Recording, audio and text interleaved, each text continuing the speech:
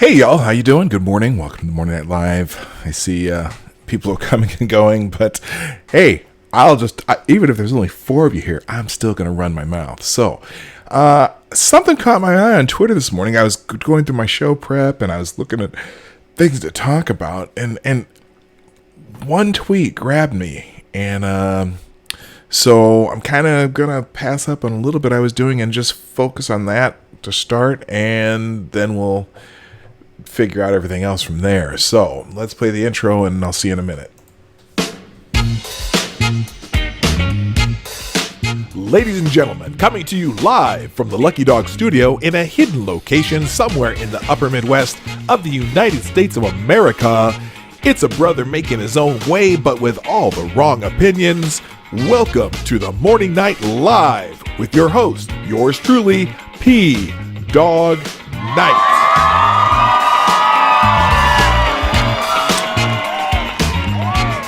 Alrighty then, stop the music. Hello everybody, welcome to the Morning Night Live with your host, me, Marty, aka Dawg Knight on the Dawg Knight channel.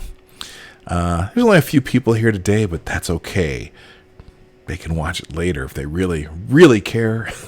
But I know that you who are here care. Good morning. We're going to start with the hellos. Good morning, Sheagrath. And yes, Dave, Sheagrath beat you. Sheagrath gets the bell. Uh-oh. Something's stuck.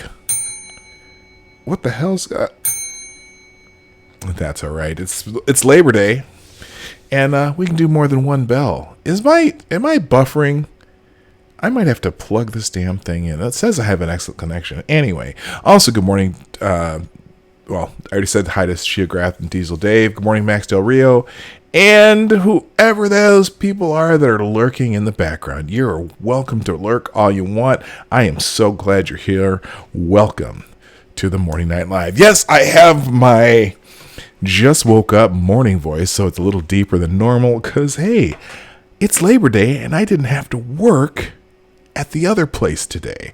So that's awesome. So, it's weird though that we celebrate a day of labor in this country by taking the day off. So good. Hey, I'll take that. Apparently though, Diesel Dave doesn't have that luxury because, I see that you're working there, Dave, waiting for the computer to tell you can drive again. I know how that works. I talk to the drivers at UPS all the time, and you get those limits, and they apparently you got the limiter on there with your computer. Anyway, so this morning, as I said, I was going through the news of the day and news of the weekend and figure out what am I going to talk about because there's so much going on. And a tweet caught my eye from none other than a representative from my state, everybody's favorite, Ilhan Omar. And now, I know a lot of people don't like Ilhan Omar, but the tweet, it still caught my eye because it was referring to something that's been going on for quite a long time, something that began during the Obama administration and has leaked just well into the Trump's first term, and that would be the Flint water crisis. And Ilhan Omar decided to tweet out, "Clean drinking water is a human right, and anyone who violates that right must be held accountable. I stand in solidarity with Flint, Michigan." Now, it's a fascinating topic because if you listen to politicians today, or anyone who talks about Flint for that matter, you would think that this had something to do with the current administration. But we got to remember, or even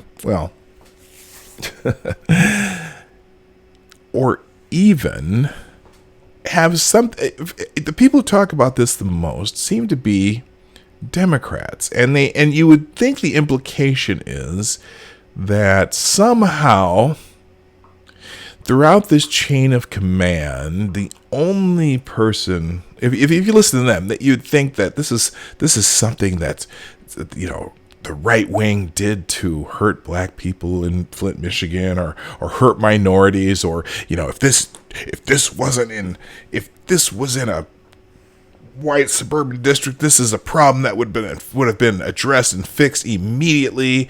And let's just stop right there. It's not by any means that simple. And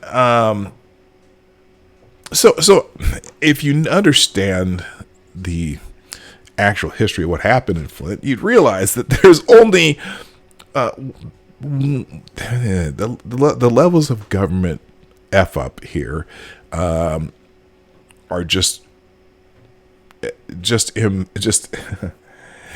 well, what's that word from the Prince? Inconceivable. Inconceivable. It's amazing how people think there's a blamed place here. And I think mainly the blame is just some people didn't know what they were doing, made some mistakes, and it's interesting that they want someone held accountable. They want someone to go to jail. They want someone to be blamed for it.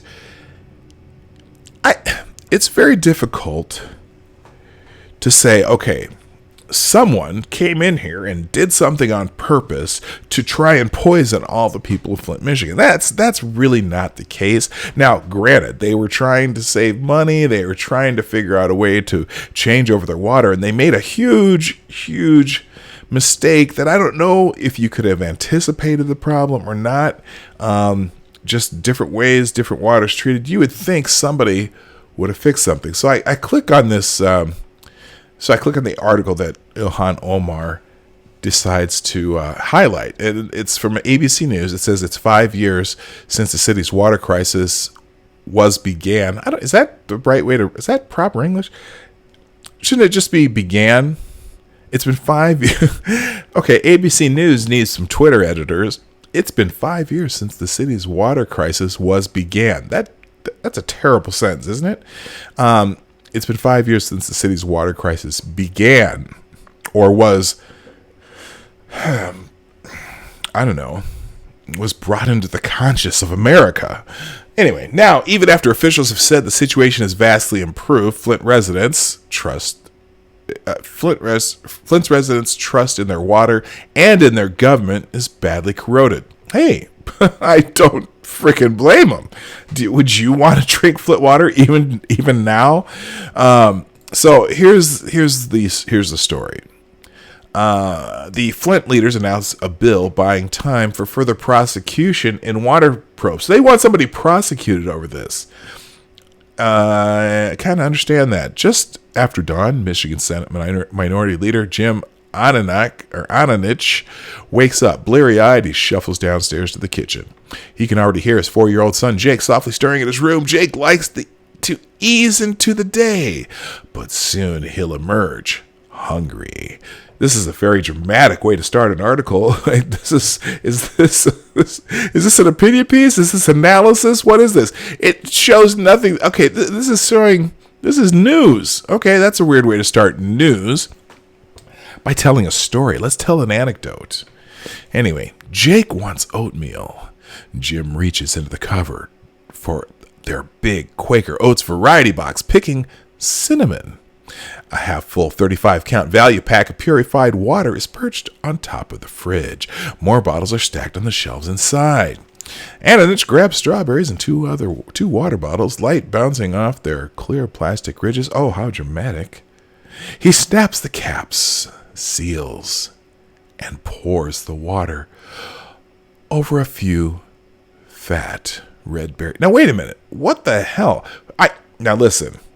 If you're an instant oatmeal fan, do you make your instant oatmeal with water or do you make it with milk? I make my instant oatmeal with milk because it comes out much creamier. It's very tasty that way too.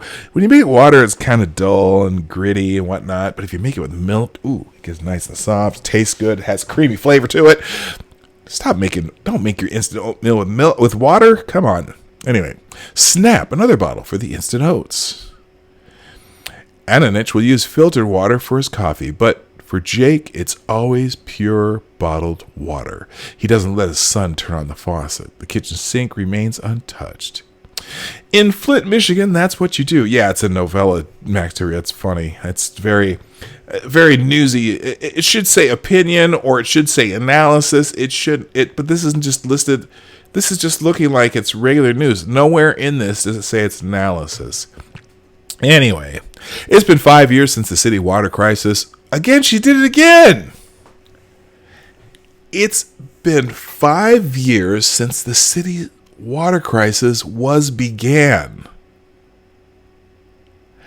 You know what? I guess I need a ruling. I need an English teacher or somebody to give me a ruling on that. That does not make sense. That's not a good sentence. Who wrote this crap? Her name is Sasha Pezanik. Maybe it's her second language. I don't know.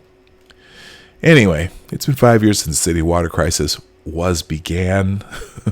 Now, even after officials have said the situation has vastly improved, Flint residents' trust in their water and in their government is badly corroded. So that's, you know what? She took this. Okay, so the tweet came directly from the article. It's the invisible fear, and I can't think of a day when it's not there, Ananich said. You can't see the lead poisoning. It's a constant thing. That maybe they're lying again. Well, who are they, Ananich? Aren't you you're the Senate minority leader in Michigan. Fascinating. I wonder if he's... Notice they haven't noted his party yet. I don't know who controls the Michigan. Here, let's look this up. Let's see.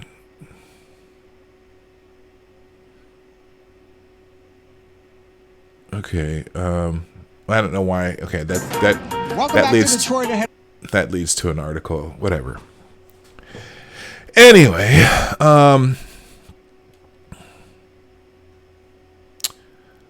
maybe they're lying again. Repairing that trust, among other things, takes, among other things, time. But if the people in Flint are aiming for more prosecutions in the water probe, more prosecutions? Oh, I didn't know they prosecuted anybody yet. The clock's ticking down. A crucial statute of limitations for one of the most prevalent crimes in the case, misconduct in office, will expire in the spring of 2020. So would much of the city's hope for justice. Now that's weird because, again, I don't know, misconduct or just a fuck up. I mean, there's a difference. But well, it's interesting. Misconduct would make it sounds like someone did something on purpose or actually had some egregious error that, well, obviously it's an egregious error, but I don't know how you, well, okay, I'm just going to go on. I don't necessarily understand the misconduct. I know that they fucked up, I'll tell you that. Ananich and his colleague, State Representative John Cherry, Democrat Flint. Now, fascinating. Okay, so this guy, let's see, did they put his affiliation anywhere on here? Now, I guess you'd have to know who controls the Michigan Senate to know the minority leader, who the minority leader is, but they don't mention his party. But down here, they immediately mention this guy's party. Ananich and his colleague, State Representative John Cherry, Democrat Flint, are pushing to change that. Exclusively telling ABC News, they plan to introduce a bill Wednesday morning to extend that statute. It allows prosecutors to seek legal action against emergency managers, department leaders, local officials, or any other public leaders who may be responsible for what happened in Flint. Okay, so at least they're looking at local party leaders who actually did the actual screw up. But we'll get into the timeline in a little bit. That extension holds huge potential. It would mean 4 more years to review 20 million newly uncovered documents for due process to breathe properly and for the investigation to come full term. We want to make sure prosecutors have the time they need to process the voluminous amount of new evidence they've got now that were not turned over before, Cherry told ABC News, and not to rush it. Human memory is so fragile, but because this will rely on so much documentary evidence, it really avoids any potential he said, she said. Ananich said, it's so simple, but it is so important. The case was bungled from day one. Now, time is of the essence, he said. We've got to make sure this case gets the time and energy it deserves. We can't allow the time to be the rationale for not achieving that justice. Now, I agree 100%. If there are some criminal acts in there, there probably shouldn't be a statute of limitations. Or maybe make the statute of limitations of 5 years that they're talking about here, maybe it should start from the day that they actually complete the fix of the problem, which hasn't happened yet. They're not done working on this. It takes, well, I'll get into that in a minute, but it takes a hell of a long time to fix this type of problem. And I always hear people bitching about this all the time, that it takes so long. I'm going to give you a pretty good analogy of why this takes so long. Earning back trust will take time. It'll take accountability. The new bill's language takes special heed of who might be implicated in the case, any public official, without gray areas or loopholes. The city's saga stripes deep and personal for Ananich. He and his wife both grew up and spent most of their lives in Flint. Now they're raising their son there. Jake is adopted, and was in utero just as the water crisis was born. I why they keep going back to his kid, I don't know. I guess it humanizes the story, but and maybe gives Ananich a special, connection to the story because he lives in Flint and deals with it. But I don't know. This bill buys times and a crucial step toward closure. But the question now is whether the Republican-led legislature. Okay, so Ananich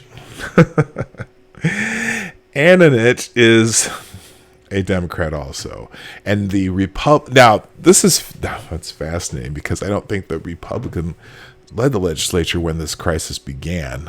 They won later. This bill buys time and a crucial step toward. In fact, I'm positive that the only Republican statewide office held in Michigan at the time was the governor. Everyone else was Democrats, and including the legislature was led by Democrats. But now it seems like they're making it. They're shifting the blame. I don't. Maybe they are. Maybe they're not. It's ABC News, so I expect that. But that's fine. I find it humorous. Anyway, this bill buys time and a crucial step towards closure. But the question now is whether the Republican-led legislature will go along with the move. ABC News has reached out to the Michigan Senate Majority Leader Mike Shirkey and Speaker of the House Lee Chatfield for comment, but has not received any replies. I don't know why they wouldn't. I think it's important enough to. Well, again, I'm curious what they're going to prosecute. Specifically, they're going to prosecute them for, but it makes sense to give them time to go through. If they haven't been able to go through documents, give them the time to do it. This affects people in either party, Cherry said. I don't think this really has a partisan atmosphere to it. Government accountability is important to the people on both sides of the aisle. I'm not convinced this will fall along party lines. Yeah, I probably won't. The politics of water every now. I won't play a hot potato with the blame. I'm not putting my finger on the scale, and we're not doing this to get people. It's whatever needed. It's whatever is needed to give people justice. It's whatever is needed to give people justice is what I'm looking for, Ananich said. I would hope Republicans would agree. Maybe I'm being too naive, but I'm optimistic. I'm less optimistic than before the water crisis started, but we keep the lines of communication open here, and I think this is one where we can get a win for the citizens of Michigan. Okay, so, they do go into it a little bit here. We're moving, let's see.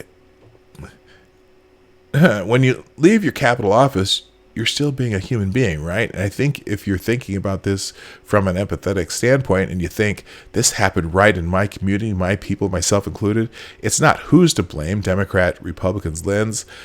You look at this, you look at it as this never should have happened. Right. So then I think they're getting into a little bit of okay, this is the end of it here.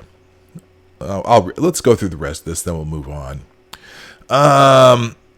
When the city's source of water was first switched in 2014, it was meant as a money-saving move, disconnecting from Detroit's water line and drawing from the Flint River instead. But the water wasn't treated properly, allowing lead to leach from the pipes, With a flick of one small black button on the city's north side, that defining spring day in 2014, the city's fate shifted. 15 people who worked in the Michigan state and local government were criminally charged in connection to the water crisis. Over 65 of their officials' cell phones and other information were seized. Then, state prosecutors announced they were dropping the charges in favor of launching a new and expanded investigation.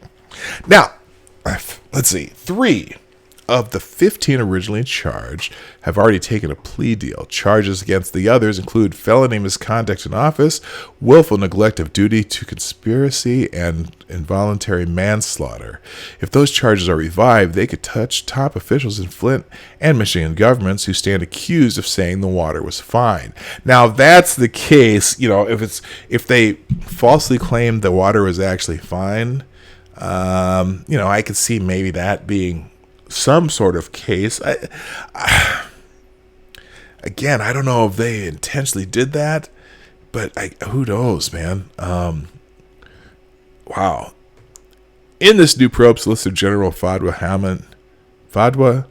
Hamund and Wayne County Prosecutor Kim Worthy have said they are not precluded from refiling charges against defendants or adding new charges and additional defendants. But that all depends on the case carrying forward in time. So they need the extra time to be able to do that if they need it. I don't know. What do y'all think, Chad? I'm curious how you can say I don't maybe I don't understand the criminal charge. Maybe if they lied and the water was tested and they lied and said it was fine and not warned anybody, I suppose there is something there.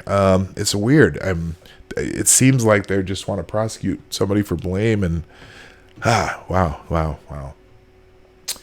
Anyway, I can't tell you when I'll be satisfied. Anna just said, I'm always hesitant to say if I will ever be with Flint. There's so much damage. I want people to think twice before they think they can pull this again. And I want them to know there are consequences. But I have a hope we can take this tragedy and turn it into something good. So let's get into that timeline a bit. And unfortunately, the only real good timeline here is the CNN one, which I'm wary of spin on this too.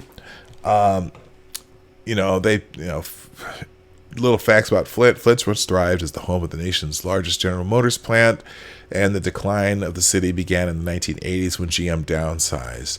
In 2011, the state of Michigan took over Flint's finances after an audit projected a $25 million deficit. In order to reduce the water fund shortfall, the city announced that a new pipeline would be built to deliver water from Lake Huron to Flint. In 2014, while the pipeline was under construction, the city turned to the Flint River as a water source. Soon after the switch, residents reported changes in the water's color, smell, and taste. Tests in 2015 by the Environmental Protection Agency and Virginia Tech indicated dangerous levels of lead in the water at residents' homes. Lead consumption can affect the heart, kidneys, and nerves, and so on. So we all know what lead can do to you, so it's not a good thing. So a class action suit charged that the state wasn't treating the water with an anti-corrosive agent in violation of federal law. As a result, the water was eroding the iron water mains, turning the water brown. Now, this is interesting because the state didn't. I'm curious if the state approved them. How this? Obviously, the state probably had to approve them using water from the Flint River, but the state didn't make that choice. The city announced that they were going to. The city announced they were going to deliver water from Lake Huron. So I'm certain they were going to begin their own treatment plant or something to treat that water, but they diverted while they were building it to use Flint River water, which was not treated properly for the type of pipes that they had. They had these lined lead pipes, but the water has to be treated before it goes into those pipes, and this water wasn't treated the correct way, so it eroded those linings, and then the linings, now the water's going through just lead pipes instead of lined lead pipes. And that's how the whole thing started. So here's the timeline. In 2012, the plan to reduce cost went into effect. Okay. On the city council's recommendation, Andy Dillon, the state treasurer, authorizes Flint to make the switch to Flint River water. Now, curious, who did the study that said that would work? Because they switched the water from the Flint River on April 25th, 2014. I'm trying to remember who was president then. Can't remember. Anyway, then in August of that same year, April to August, the city announces fecal coliform bacterium has been detected in the water supply, prompting a boil water advisory for a neighborhood on the west side of Flint. The city boosts the amount of chlorine in the water and flushes the system. The advisory is lifted on August 20th. That's 6 days later. Then on September 5th, the next month, not even 3 weeks later, Flint issues another boil water advisory after a positive test for total coliform bacteria. The presence of this type of bacteria is a warning sign that E. coli and other disease-causing organisms may be contaminating the water. City officials tell residents they will flush the pipes and add more chlorine to the water. After 4 days, residents are told they can safely resume drinking water from the tap. And then a month later, Michigan Department of Environmental Quality issues a governor briefing paper outlining possible causes for the contamination issues. Among the problems are leaking valves and aging cast iron pipes susceptible to buildup of bacteria. The MDEQ concludes flushing the system and increasing the chlorine in the water will limit the number of boil water advisories in the future. So they keep doing a fix. They keep saying, okay, we'll put more chlorine and that'll fix it. In October, the same month, General Motors plant in Flint stops using the city water due to concerns about high levels of chlorine corroding engine parts. So the Ford plant or the General Motors plant, it's screwing up their stuff, so they stop using the water. The company strikes a deal with the neighboring township to purchase water from Lake Huron in lieu of using water from the Flint River. The switch is anticipated to cost the city $400,000. January, the city warns residents of water containing byproducts of disinfectants that may cause health issues, including increased risk of cancer type. So the city at least is warning people, but oh my goodness. As soon as General Motors said they're going to stop using that water, somebody in Flint should have said, "Oh, really? That's what's happening? What?" We might want to check this. But oh my gosh, the water is deemed safe for general population, but the elderly and parents of young children are cautioned to consult with their doctors. 10 days later, the DWSD offers to reconnect the city with Lake Huron water, waiving a $4 million fee to restore service. City officials decline. Again, city officials decline, citing concerns water rates could go up more than $12 million each year, even with the reconnection fee waiver. 9 days later, residents tote jugs of discolored water to a community forum. The Detroit Free Press reports children are developing rashes and suffering from mysterious illnesses. Less than a month later, the MDEQ notes some hiccups in the transition, including a buildup of TTHM, a cancer-causing byproduct of chlorine and organic matter.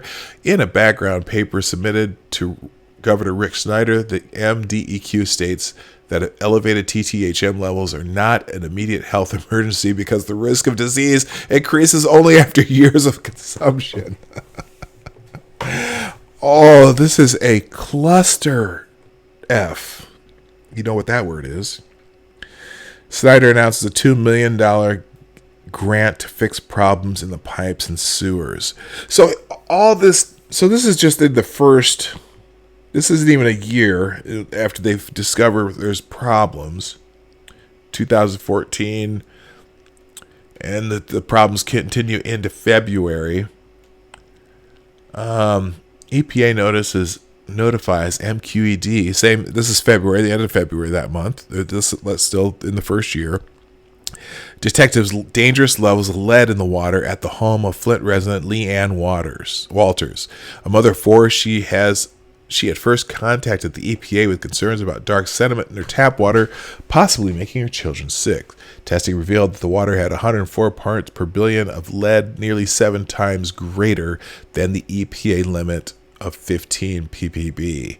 So, and then she follows up with the EPA just about 3 weeks later, after another test indicates the lead levels in her water is now 397 parts per billion. So, over 20 times the limit, the safe limit.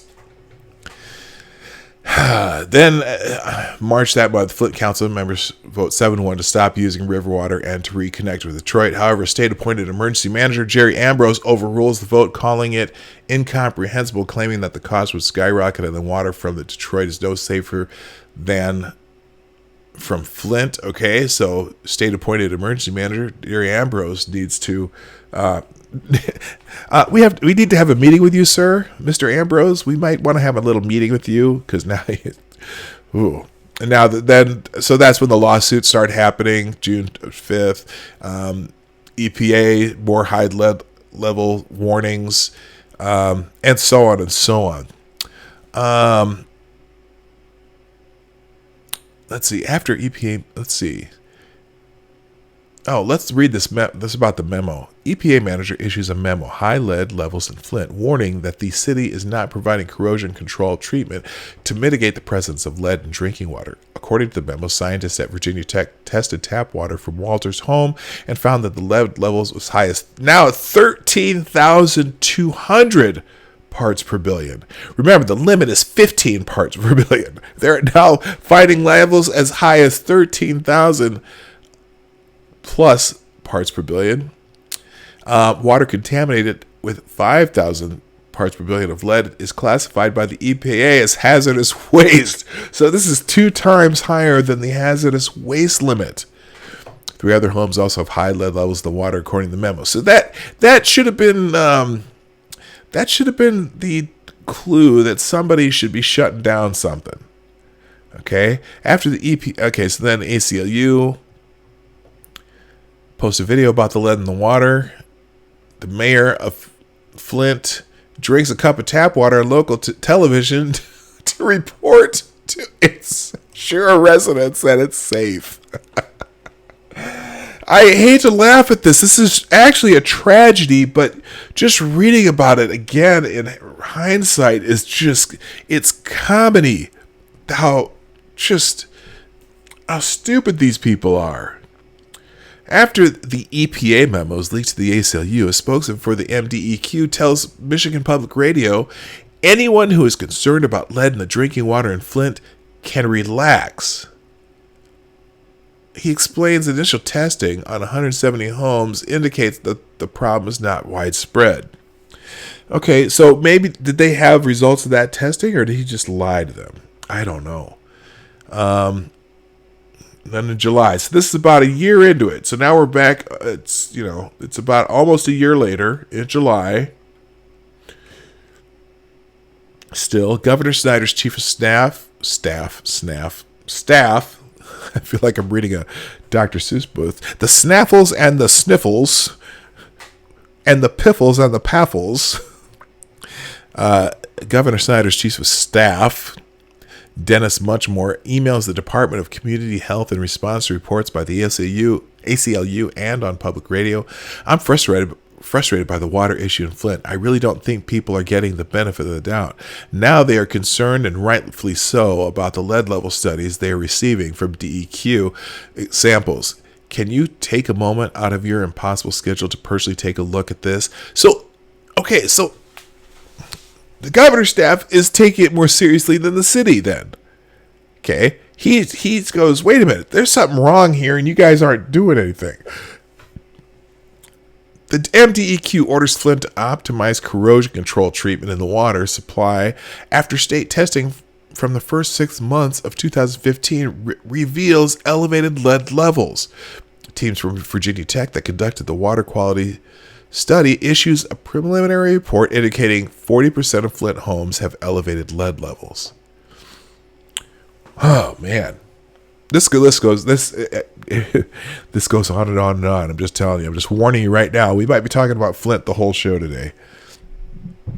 It's because it's just fascinating to me. After concluding that Flint water is 19 more times corrosive than Detroit water, Virginia Tech recommends the state declare that the water is not safe for drinking or cooking. The river water is corroding old pipes and lead is leaching into the water, according to the study. A research team led by Dr. Monahana Atisha, a pediatrician at Hurley Medical Center, releases a study revealing the number of children with elevated lead levels in their blood nearly doubled after the city switched its water sources. In neighborhoods with the most severe contamination problems, testing showed lead levels tripled. The Michigan Department of Health and Human Services reviews the data from the Hurley Medical Center and verifies the findings. The state begins testing drinking water in schools and distributing free water filters. So again, the state seems to be taking it seriously. They're trying to fix shit. Oh man. The MDEQ announces, this is October, about a year and a couple months later. MDEQ announces 3 Flint schools tested positive for dangerous lead levels in the water. Governor Snyder says the city will discontinue using Flint River water.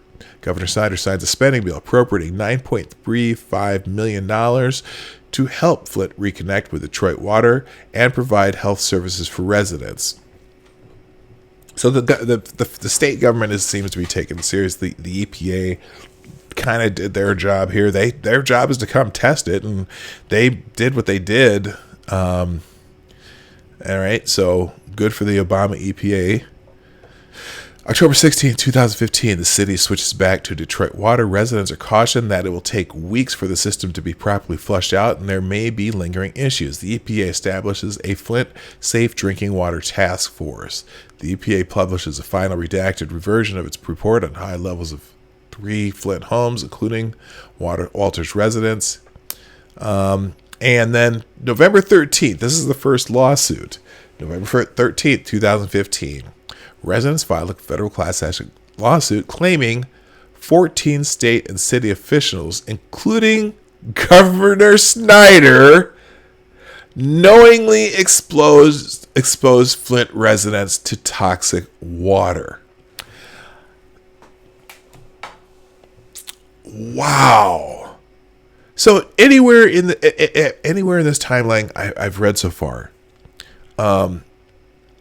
did the state officials or the governor have anything to do with exposing Flint residents to toxic water? Seems like the first time you hear the state officials' names and the governor's name are when they're trying to fix a problem.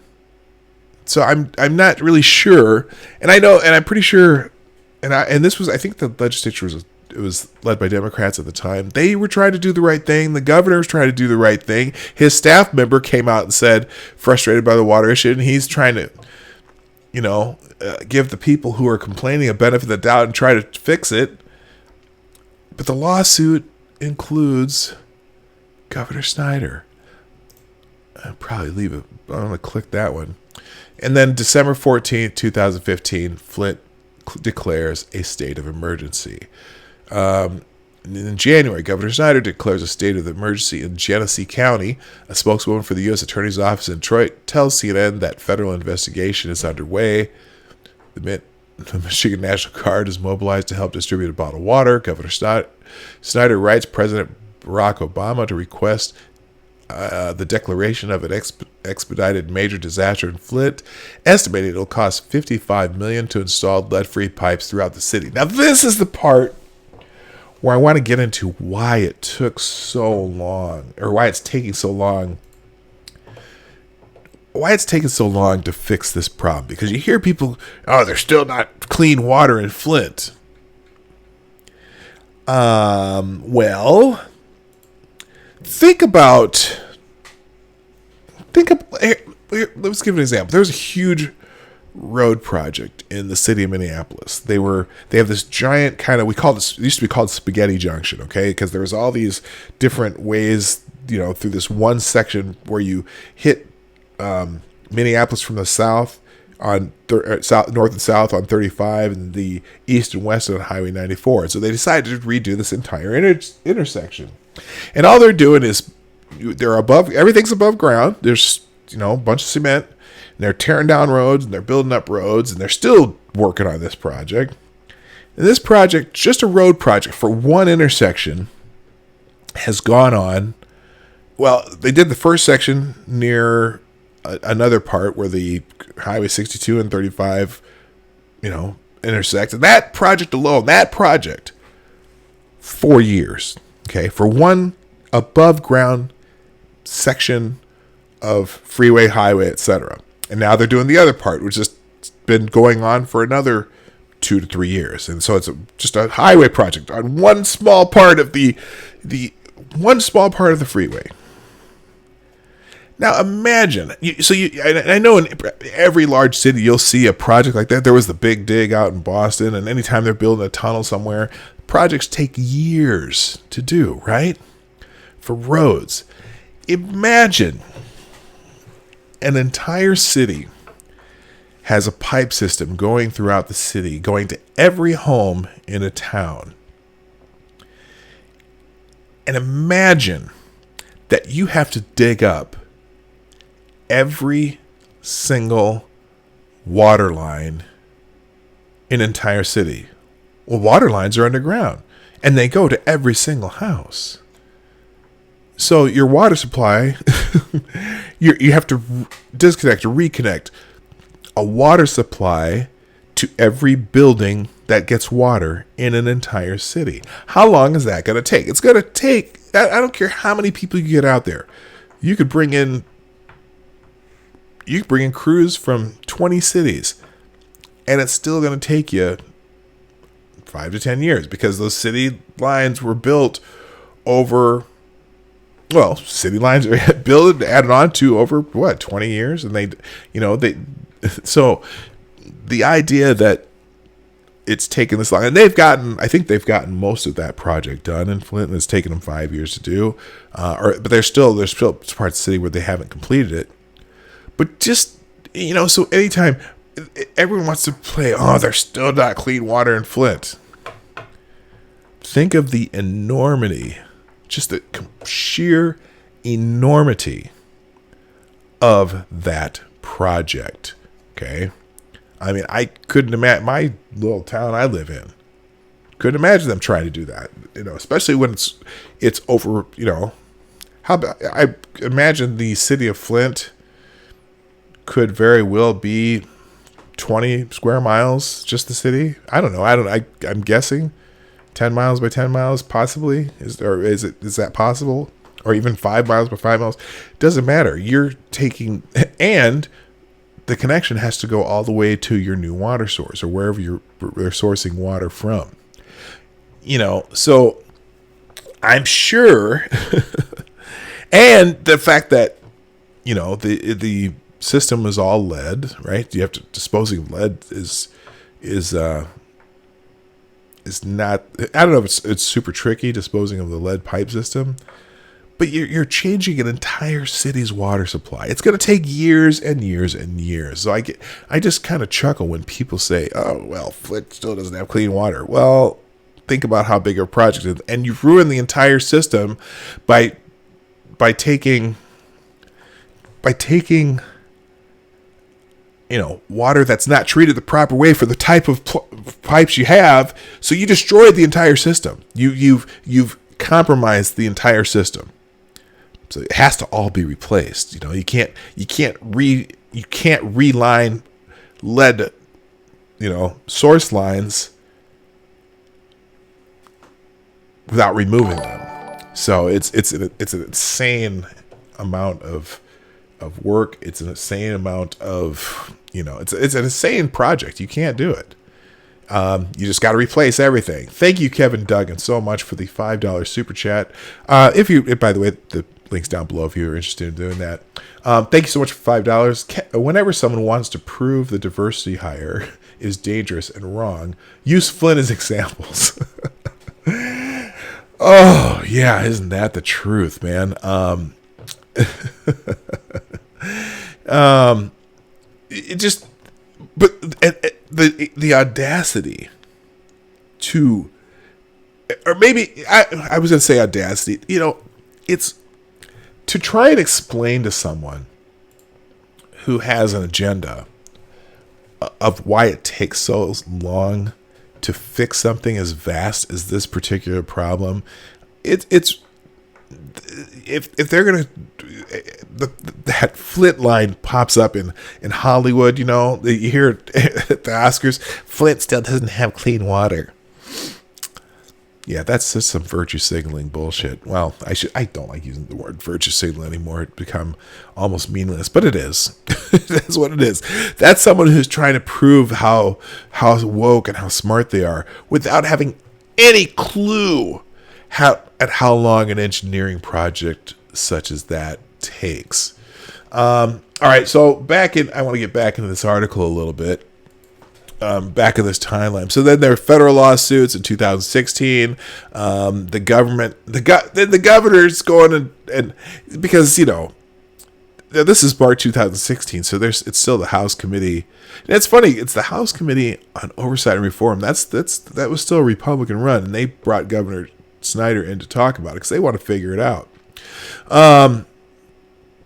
And then let's see, March 31st, 2016, we start seeing some of the grievance grifters coming in. Well, I shouldn't say that. Attorneys, including some from the NAACP, file a class action lawsuit against Lockwood, Andrews, Newman, PC, the state of Michigan, Governor Snyder, and others. Plaintiffs seek damages for those affected by the water crisis. So, yeah, these are the grievance grifters. And I understand, though, that there's a reason that they went after the governor and the state rather than the city, who actually is the city are the people who came up with this idea that we're going to bring water from the Flint River until we get water from Lake Huron. Am I saying that right? Lake Huron? I think so. Huron. Because the city's broke. The city doesn't have any money. The state manages the finances of the city because the city is $25 million in the hole. So I guess you have to sue the people who have the money, but really you're just, when you realize when you sued the government, you're really suing yourself. Anyway. In April 2016, criminal charges are filed against government employees Mike Glasgow, Stephen Bush, and Mike Prisby. Bush, a district water supervisor for the MDEQ, and Prisby, a district water engineer, each face 6 charges. Glasgow, a former laboratory and water quality supervisor who now serves as the city's utilities administrator, is charged with tampering with evidence, a felony, and willful neglect of duty, a misdemeanor. I can see the willful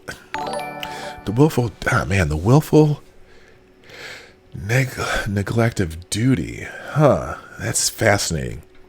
All are on administrative leave. That's in April 2016. Thanks, Kevin Duggan. Again, another $5 super chat. A scary amount of people not qualified for the jobs in Flint. No joke. I'm not trying to be edgy. No, I know that. I agree with you. These people probably... It's the criminal part is you have people who are not qualified to do what they're doing, or just it's. I'm not disagreeing with you. I know you're not trying to be edgy. Thank you again for another $5 super chat. By the way, let me take a break here for a second. Let me take a break, and let me shill, as if I may. Thank you so much, Kevin Duggan. I appreciate you. First of all, while you're here, thanks for being here at the Morning Night Live this morning, and those of you who come every day, I really appreciate you, and or those who come and listen when you can. Whether you come every day or you just pop in once in a while, it's great to have you. Thank you so much. While you're here, and if you're thinking about it, just down there, is that little share arrow, right? The little arrow goes up, says share. Share this out to people who you know or interact with on social media. Also, if you haven't done so already, I appreciate it if you like, or even if you dislike, hit a button, just interact, because we want to know how many people interact. And then also, if you want to do super chats like Kevin's doing, the link to the Streamlabs link is down below. If you absolutely need something heard and or you have questions for me, I will answer just about any question that comes through a super chat. And I will always read the super chats as they come up. Even if you use some salty language, I will just have to attribute it to you. All right, let's get back into this timeline though. I haven't looked at this in a while. I got an argument about this with someone about a year ago because how come the Trump administration hasn't done anything to fix the water in Flint? I'm like, yeah, let's think about when this shit started. Now, I'm not blaming the Obama administration either. I'm not blaming anyone in the federal government because the federal government had nothing to do with this other than they finally came in and said, hey, you guys better start looking at this because this water's contaminated. The EPA, they did their job. When someone asked, the EPA came in and did their job, and that's why we know that it's such a bad situation.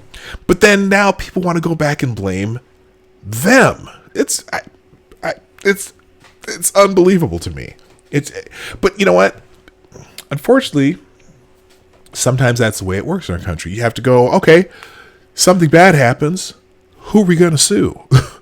Okay, but the implication now, Check Your Logic made a good point here. I just happened to notice out of the corner of my eye.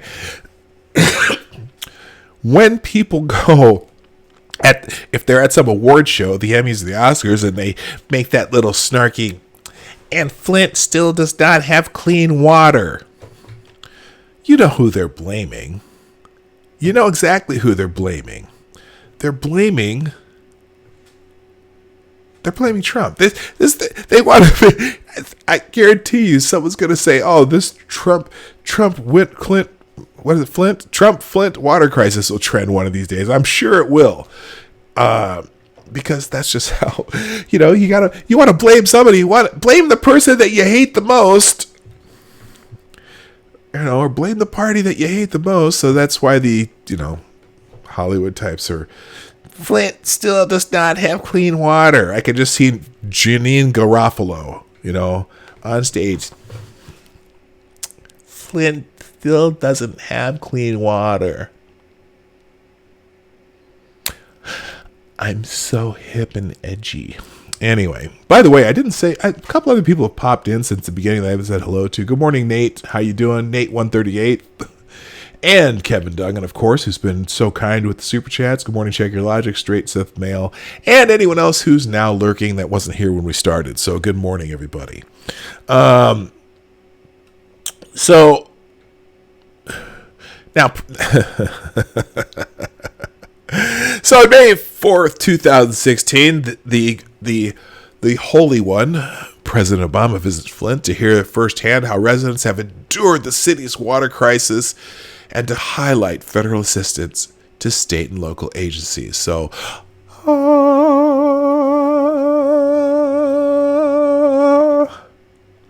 thank you, old enlightened one, President Obama.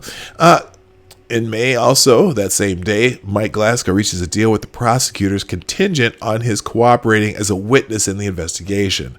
Glasgow gives a plea of no contest, which is probably the right plea, to willful neglect of duty, a misdemeanor, and the felony charge of tampering with evidence is dismissed. He's released on personal bond following the plea agreement. So he's one of the three people they charged on April 20th.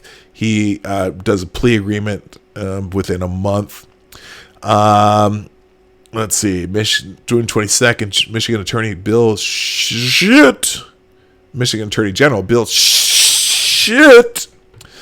files civil lawsuits against two companies for their alleged role in the Flint water crisis. Veolia North American is charged with negligence, fraud, and public nuisance.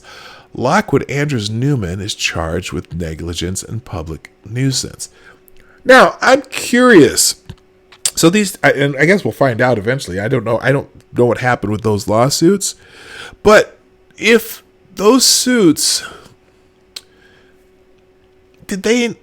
maybe they should have been known, surely should have tested somehow the water that comes from the Flint River versus Lake Huron to be, if it's treated properly or whatever, need to know what kind of reactions that differently treated water would have in their pipe system.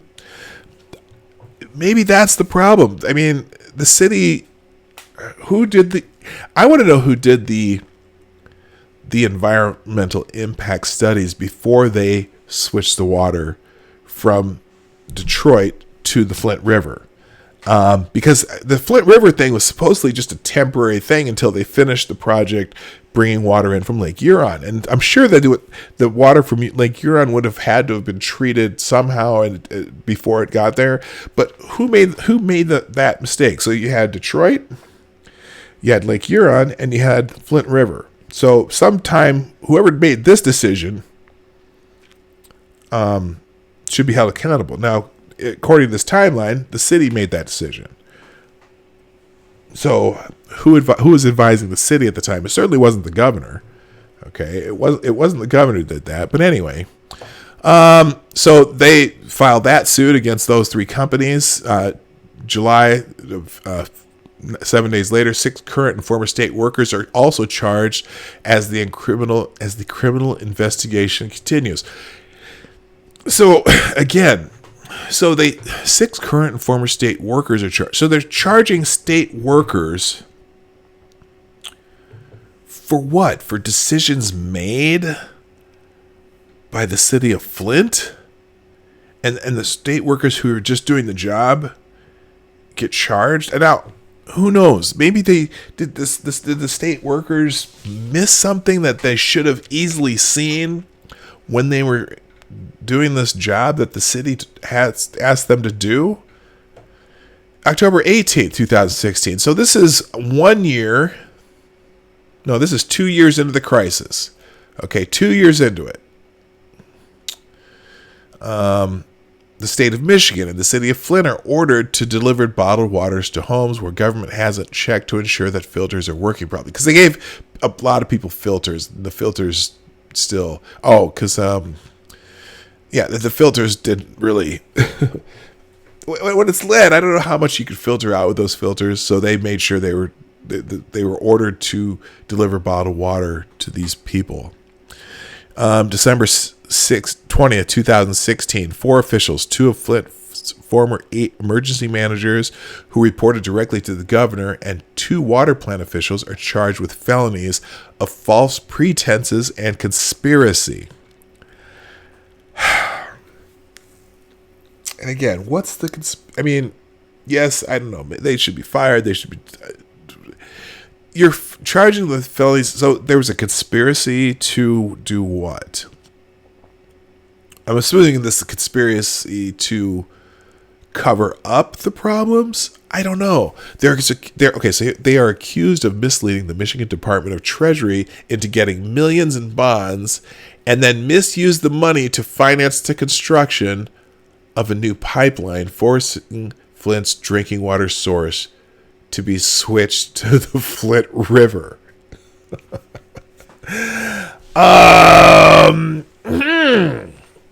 So we read this timeline before. They're accused of... Okay, let me read this again. They're accused of misleading the Michigan Department of Treasury into getting millions in bonds and then misuse the money to finance the construction of a new pipeline. Weren't they told? So they're okay. They're instructed. Now here's where I may be getting into some culpability on the state, because the city itself is losing money. Okay, the finance the money are taken over by the state. And so now these officials, again, 2 of Flint's former emergency managers who reported directly to the governor, and 2 water plant officials are charged with felonies. So they had a conspiracy to destroy the pipelines in Flint? I don't think so. They're accused of misleading the Michigan Department of Treasury into getting millions of bonds and then misuse the money to finance the construction of a new pipeline. Dude, That's what the money was for. The money was to build a new pipeline. There was no question about that. And forcing Flint's water drinking source to be switched to the Flint River? No. They could have stayed with the Detroit as a source of water. Nobody forced them to switch over to the Flint River. The city government decided that. At least according to this timeline, we just read that. But even then, so is this just a way to... Oh, man. Of course, they reported directly to the governor, and he's a Republican, so that's important. The MDEQ reports that the lead levels in the city's water tested below the federal limit, according to a recent 6-month study. That's on January 24th, 2017, so almost 3 years into it. They were somehow they got the lead levels below the federal limit.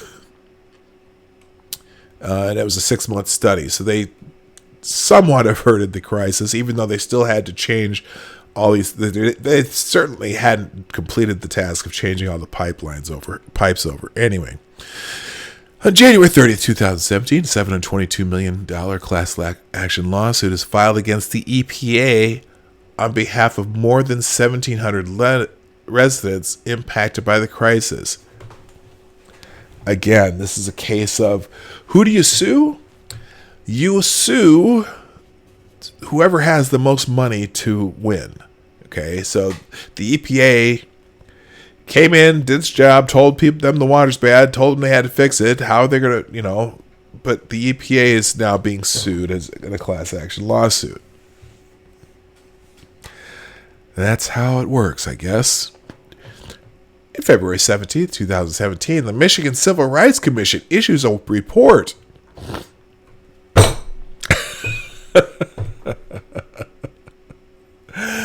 The Flint water crisis. Systemic racism through the lens of Flint.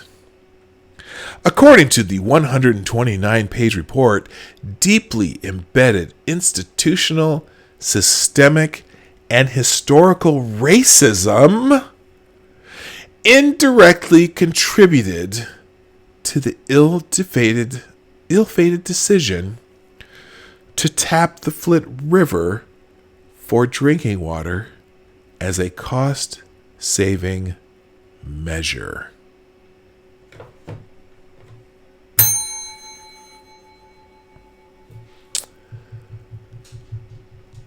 Because Flint has a large population of African Americans or black people or however they want to be described.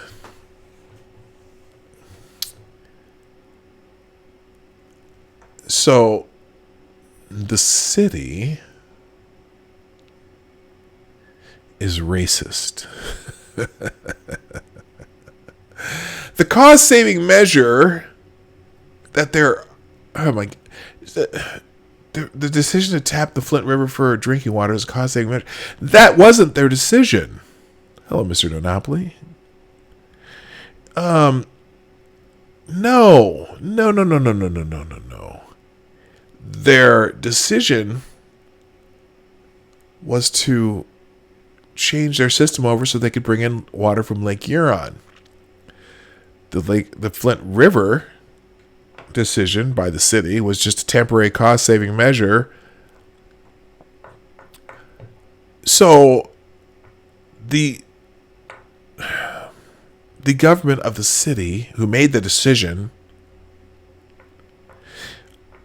I'm pretty sure the city council and whatever, the government of Flint is mostly Black African American, but their racist, their systemic racism has caused them to tap the Flint River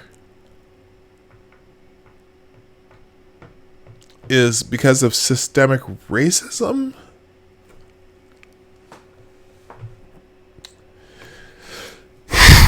Wow. Okay. March 17, 2017, almost exactly 3 years into the crisis, the EPA announces it has awarded $100 million to Flint for drinking water infrastructure upgrades. March 28th, 9 days later, a federal judge approves $97 million settlement in which the state of Michigan agrees to replace lead and galvanized steel water lines in Flint. So this is this is after Trump was elected. February 17th, just not long after he's inaugurated. That's when the Michigan Civil Rights Commission issued that report. So they get $100 million to Flint for infrastructure upgrades, $97 million settlement, which the state of Michigan agrees to replace lead and galvanized steel water lines in Flint. The state will cover the cost of replacing water lines, the pipes that connected household plumbing to the main distribution pipe running beneath the street, for at least 18,000 Flint households by 2020. So they're anticipating that that's going to take 3 years. This is 3 years into the crisis. Okay. The federal judge approves the settlement, and the city of Michigan agrees to replace all the lead pipes, galvanized steel water lines in Flint. 18,000 residents, or households, households, businesses, more than that, okay, by 2020. So they still have a few, let's just say they have until the end of 2020 to get this done. So they're still working on it. And again, imagine how long it takes. You have to dig up every water line in the city, and you're changing and reconnecting to 18,000 households. Okay, just remember how long that takes. How big of a scale that is. That's just incredible. It's incredible.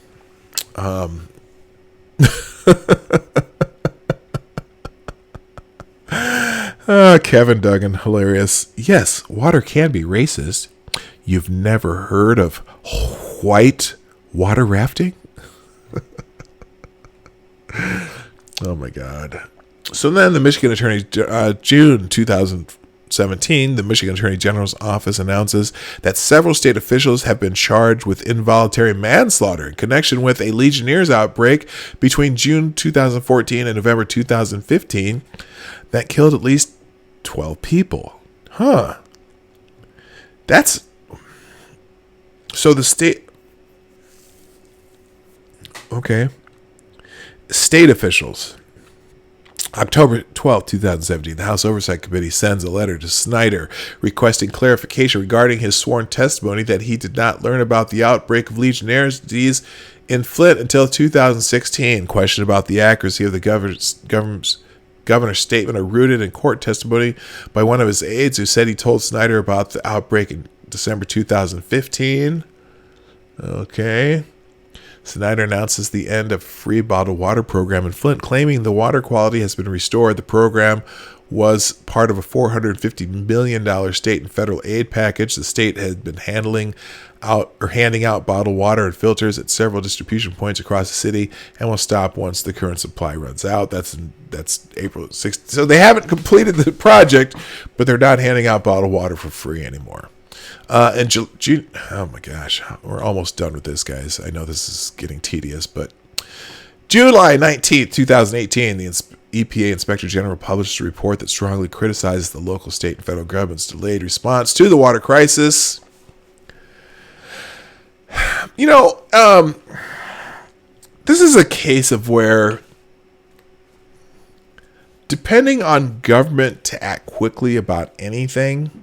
So the EPA Inspector General published a report that strongly criticized, the local, state, okay, everybody, okay, everyone.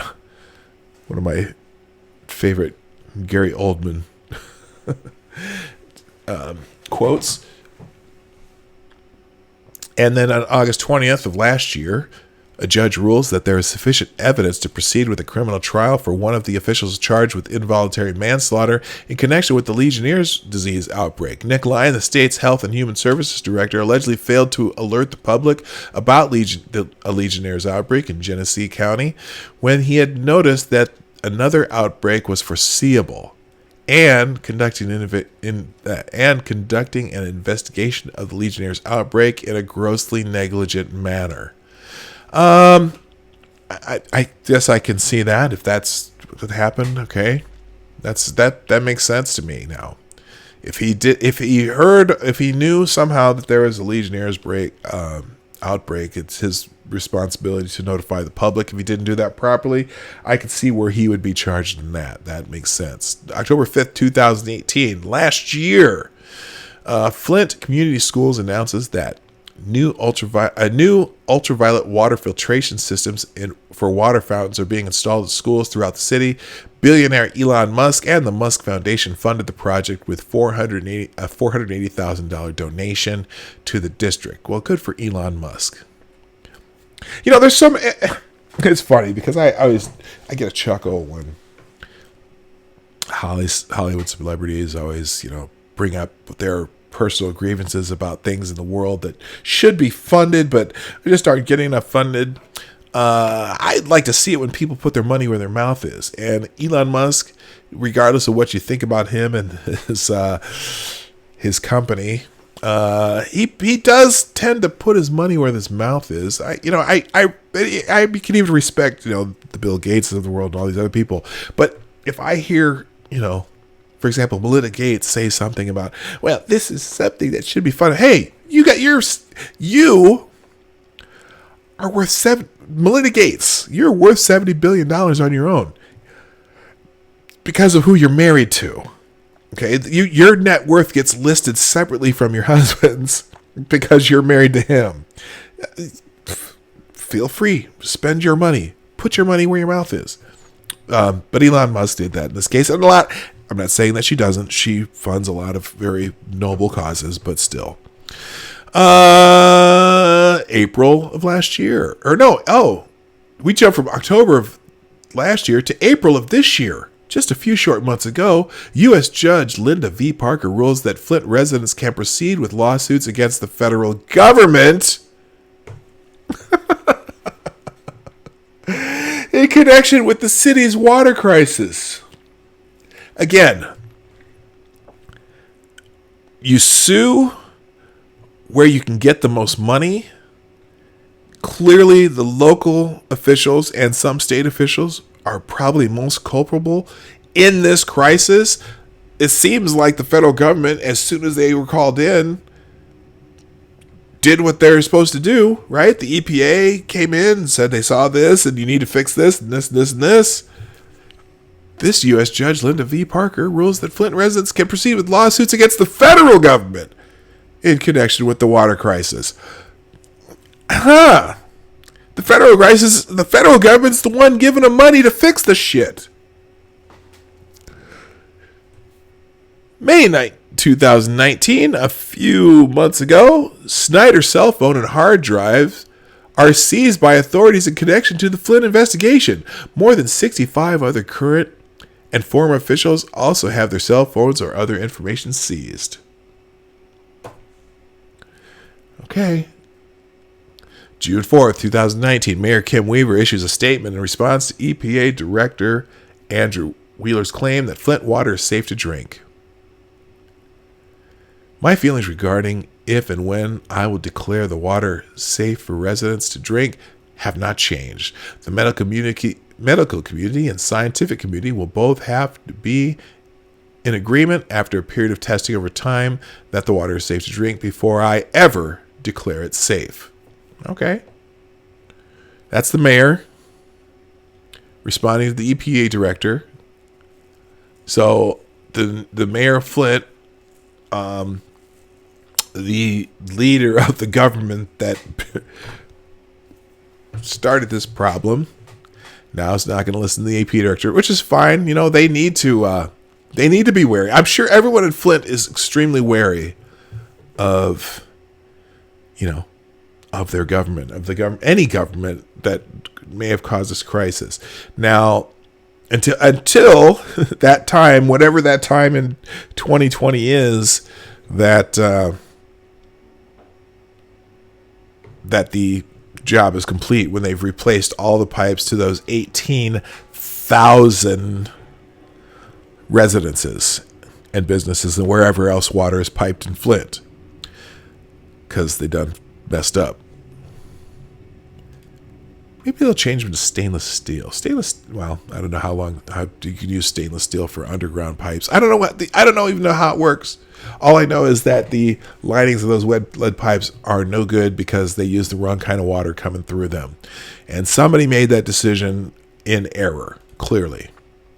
June 13th, 2019, prosecutors drop all pending criminal charges related to the crisis and declare the investigation will start again from scratch. The investigators had concerns about the approach and legal theories embraced by the special counsel conducting the probe, particularly the way that evidence collection had been handled, according to a press release from the Michigan Attorney General. The special counsel entered into agreements with private law firms that allowed defense attorneys to play a role deciding what information was turned over to law enforcement. There was 8 open cases against officials, including Lyon, a state health director charged with involuntary manslaughter.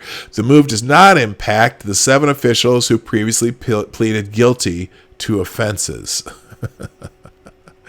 So those guys were screwed. Yeah, look at this, man. I mean, this is coming out of a fire hydrant. That was your Flint water at one time. That's pretty disgusting. So now that brings us to the article we just read from ABC, where now the state legislature is looking to pass a law that will extend the amount of time, the statute of limitations for which lawsuits can be brought. But it's just completely and utter fascinating when people talk about this crisis. How you think that if you listen to people talk about it now, and particularly this tweet by Ilhan Omar, where I go, she says, again, clean drinking water is a human right, and anyone who violates that right must be held accountable. I stand in solidarity with Flint, Michigan. What do you mean you stand in solidarity? What does that mean, Representative Omar? You stand in solidarity with Flint, Michigan. Now, I think I know what you intend to mean, that that the people should be able to get clean drinking water. Well, actually, it's funny. It's funny how they try to make everything a human right now. So I think about how human rights, okay? They say healthcare is a human right. They say this is a human right. They say clean drinking water is a human right. Sort of. Really? Let's say there was only 5 humans on Earth. Let's say there's only 5. Let's say there's only 5 people on Earth. And you have to interact with those 5 people. Clean drinking water is clean drinking water a human right? No, it's your responsibility to go find yourself some clean drinking water. Now, if the city is providing water and they're paying for it, whatnot, yes, it absolutely, you should be able to get clean water if that's what you're paying for, and that's what they could sue the city for that, but the city doesn't have any money. That's why they're suing the state, and that's why they're suing the federal government. Calling it a human right, though, it's like, now you think you're fulfilling your responsibility to get clean water because you're living in a city that supposedly has clean water coming through its pipe. But it's just a weird thing to say clean drinking water is a human right. No, it's now you think you're living up to your responsibilities by getting your clean water through the city. But I don't know. That's just a weird way to put it. Just like when people say healthcare is a right. Well, no, healthcare is not a right because you can't. You're right. You don't have a right to require someone else to provide something for you. Okay, I can understand when you say, you have a right to free speech, okay? Because free speech is something that comes from within you. And actually, it's I should rephrase this. The government. So let's take our Bill of Rights, for example. The Bill of Rights isn't about what your rights are. It's about what rights the government cannot take away from you. They can't. Your government isn't allowed to take away your ability to express yourself, or the right to express yourself, either through language or speech, or through action, or through how you spend your money. The government doesn't have a right to. The government has no power to take away that right from you. Okay. The government. So, but saying like, clean drinking water is right. Well, yeah, the government should not have the right for you to be able to seek out ways to get clean water for yourself. That's, but the rights aren't granted by the government. So if you said healthcare is right, well, that'd be government granting you healthcare. That's not how it works. That's not how it's supposed to work, at least in my mind. It's what rights government can't take away from you. So if I'm going to seek out healthcare from somebody, the government can't say, "I'm sorry, it's illegal for you to seek out healthcare." Okay, but it's not the rights are not what the government gives you. It's what the government can't take away from you. The government can't take away your right to defend yourself. The government can't take away to your right from, illegal search and seizure. They can't just come in and take away your right to your place of property. Okay. And so on and so forth. So that's just a weird thing. All right. So I'm a little beyond the time today. Part of it is my phone's not working. My alarms don't go off. So I know we're way beyond the time for Twitter trends, but it's Labor Day and I don't have to be anywhere later. So I'm going to go a little longer than normal. If that's okay with you, I am going to stay on for a little bit. So, and just a reminder that we are the Morning Night Live, sponsored by you, the viewers, the Morning Night Live. Right down there is the share arrow. Share the stream out. And if you haven't hit the like button, I got 15 people here now, and I only have 7 likes as far as I can see. Come on. Do you... Okay, you got the idea. Anyway, all right, let's... I got a couple other articles. I know didn't want to spend the whole time on Flint today, but there's a couple ones that I thought... couple things that I thought were interesting. Now, remember the other day? Remember that naked dude was running around and the police were chasing him and whatever? And I missed this. For some reason, I found this article today about that guy because, the police were chasing around and he was naked and everyone's saying, oh, well, if he was anything but a straight white male, he'd already be dead. The police would have shot him dead because the police don't catch anybody who's not straight and white and put them under trial and put them in prison. In fact, the prisons are full of only white people because they shoot all the black people. They let all the white people go and they put them in prison for, and then they have some special feather pillows for them and all that stuff. So I know it's, anyway. Anyway, but this dude, remember the naked dude? You remember the naked dude the other day? Okay, we don't like you. Okay, Sheogreth, I see you. I see you there. I saw that. So the naked dude, triple homicide suspect uncle says, oh, he was just an all-around perfect kid. See, every race has their didn't do nothings. Suspect in custody after allegedly murdering mom's sister and sister's child. Authorities have a suspect in custody and are investigating a triple homicide in Pittsylvania County. Matthew Bernard, 19, allegedly killed his mother, his sister, her child, and a dog. Damn, That's brutal. All of those people. According to Bernard's uncle, Bryant Bernard. A hours long manhunt Tuesday culminated with a chase where Bernard allegedly ran naked from. What do you mean allegedly? He was clearly naked. From behind a house towards Keeling Baptist Church. A neighbor spoke with 10 News and said the officers allegedly tried pepper spraying him, but she said he was unfazed. And we saw that the dude was chasing the cop. The cop said they were trying to spray pepper spray at him. He kind of just wiped his face off and kept running. She said she saw him choke someone at the church. Deputies then hit him with batons and arrested him, she said. Matthew Bernard's uncle said that everyone is surprised by what happened. In my wildest dreams, I never could have imagined it. Not him. Of all people in this world, I never could have imagined it, Bryant Bernard said. Bryant Bernard also said that Matthew is a student at Danville Community College who regularly attended church. This boy's a Christian, went to church every Sunday, every Wednesday, every Sunday night, taught youth groups. Just an all-around perfect kid, in my opinion, Bryant Bernard said. Bryant Bernard said the only explanation he could think of is Matthew expressed to his mother last week that he was having bad dreams.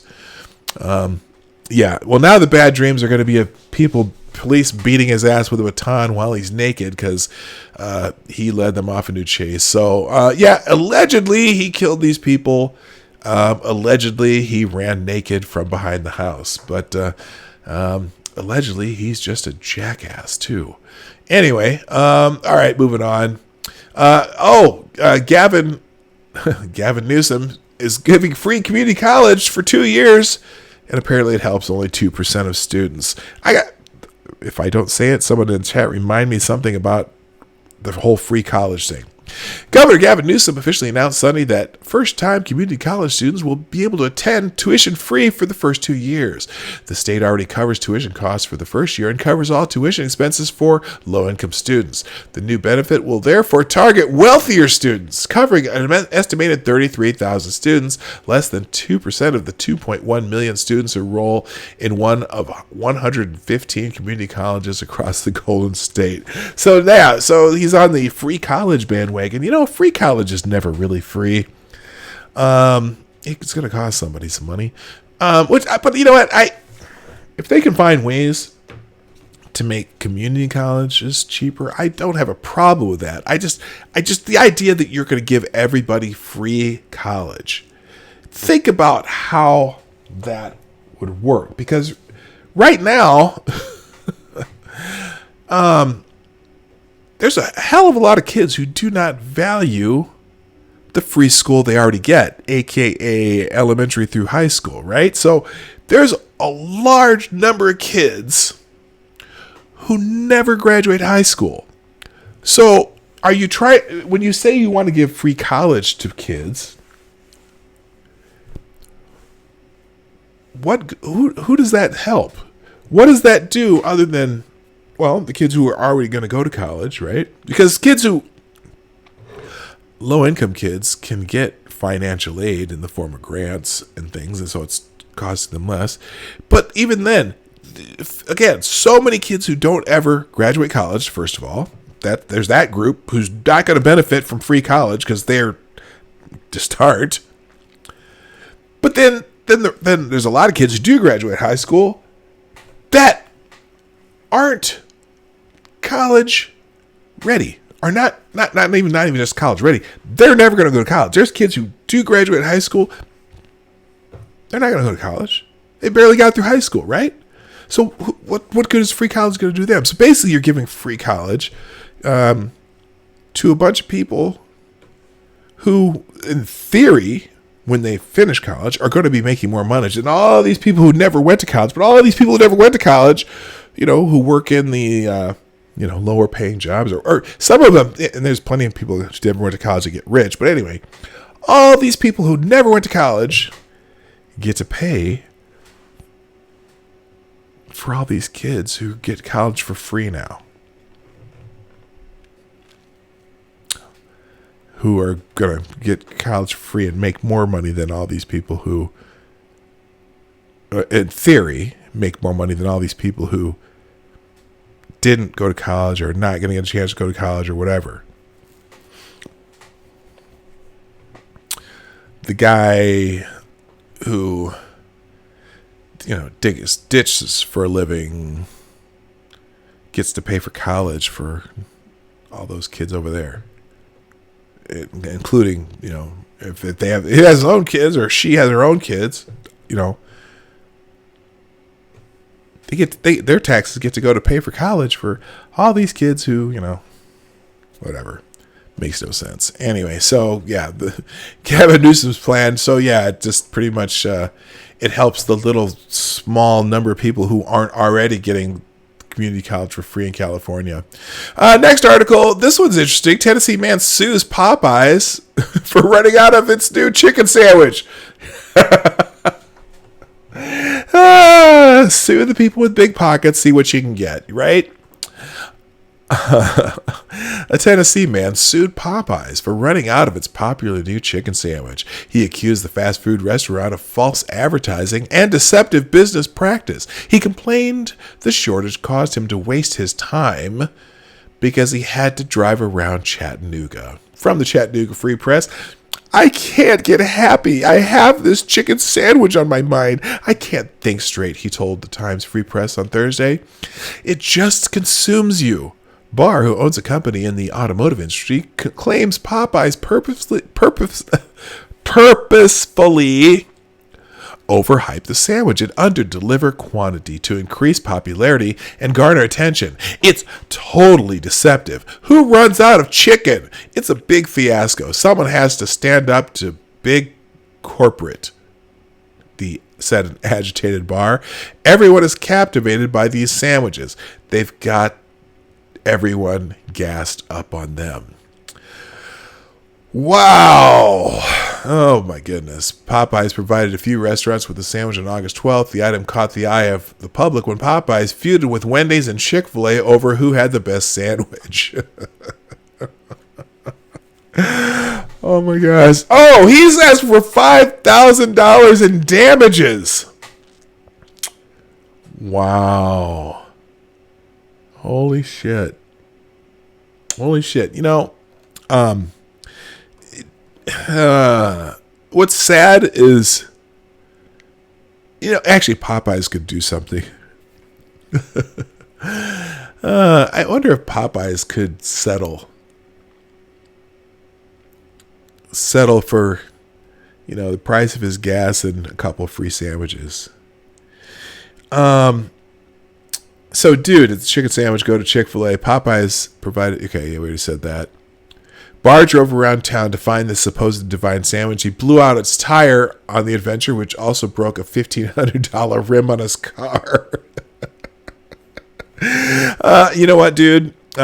You're going all Laura Loomer on us. I bet your tires were pretty jacked anyway.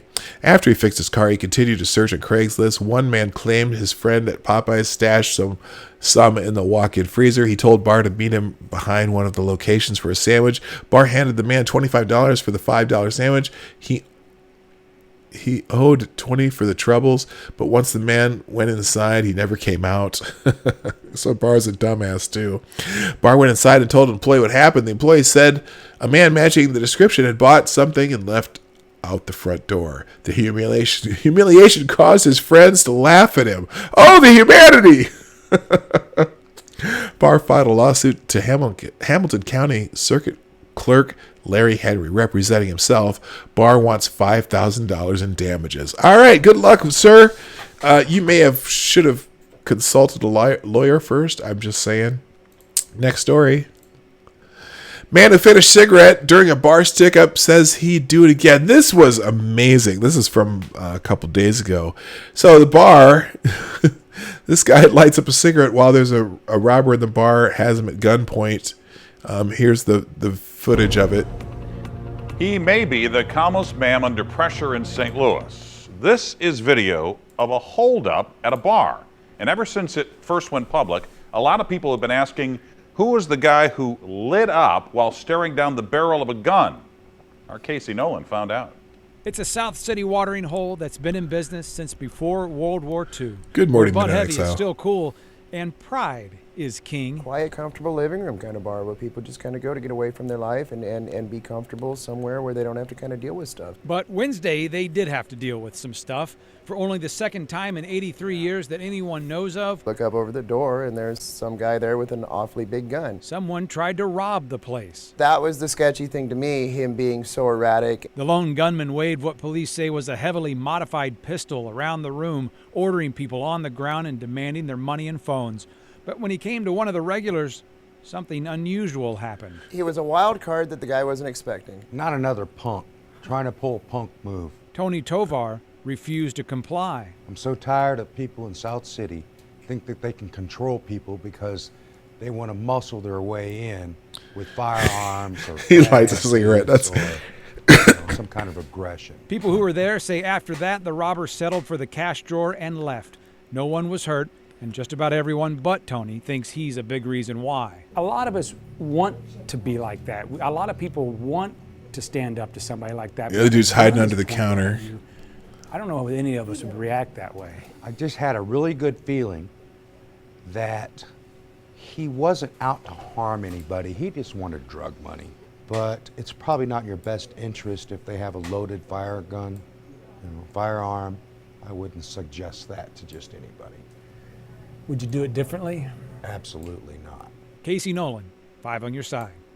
Tony had a message. All right, so that's he's caught and he hopes he gets that's in Police the category of balls of steel. He anyway, so yeah, he said, "Fuck it, I'm gonna light my cigarette. I'm gonna sit here. You can rob whatever you want, but you ain't taking my phone, bitch." I don't think the guy wanted to kill anybody, obviously, but still, that's kind of a maybe not the best way to deal with things. But you know what? Good for that guy for not taking any shit. All right, moving on. Do I want to do this one? Why did? Oh, yeah, they had a. This is weird. So this I'm not going to go through this article, but what happened is this guy. Well, there was a cop who pulled somebody over, and some guy tried to hit him with a car. And so he called in the car description, and some police found it down the road. And so these police chase this guy, and the guy starts shooting at them. And so they get into a car chase. And as soon as they get on, well, here's what happened. 1:16 a.m. Tuesday morning, a police officer was on the traffic stop in West Baltimore. Without apparent provocation, a man passing by in a silver SUV tried to run over the officer.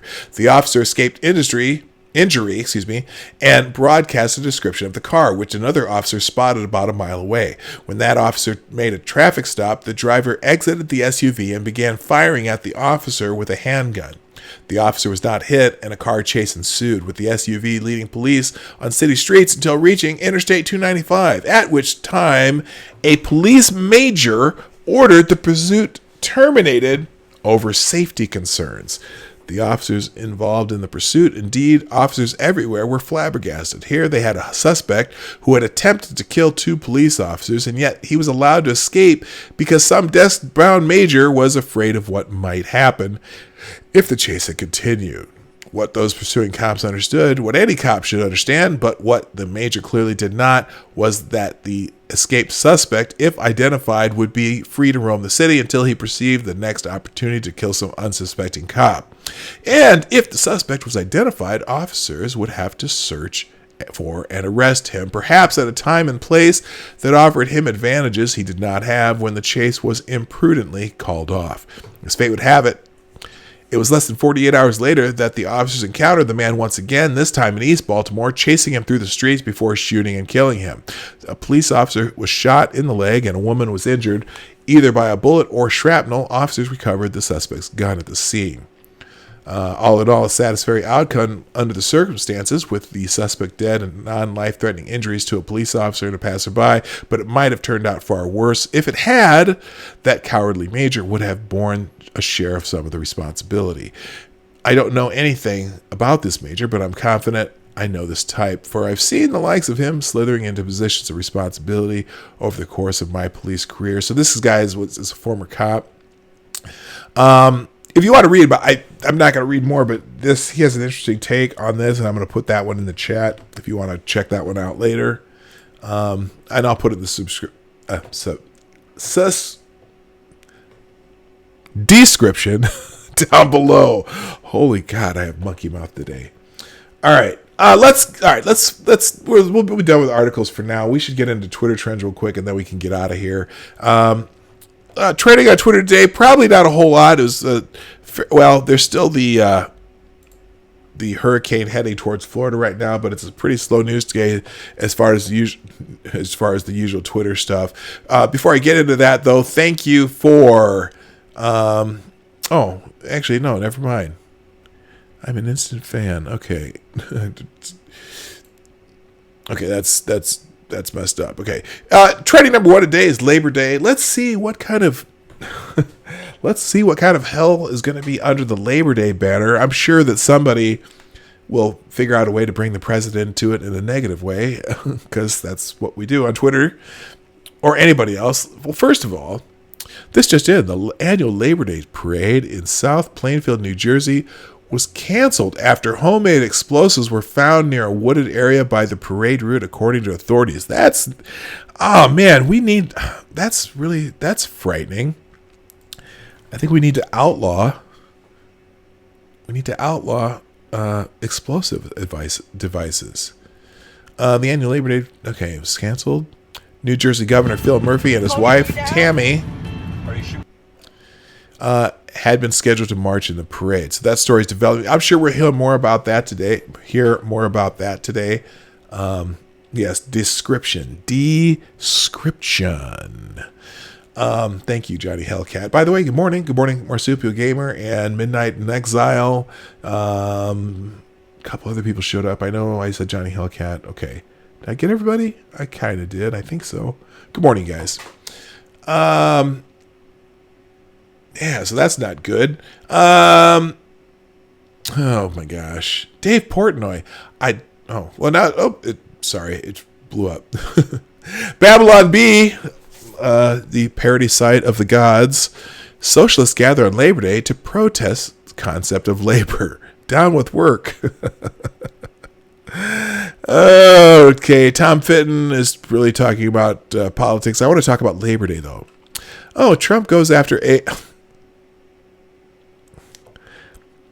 Okay, this is something that I noticed this morning, and I noticed it a long time ago. Trump goes after AFL-CIO president on Labor Day, says workers should stop paying exorbitant dues. Now, so anyway, that's in reference to the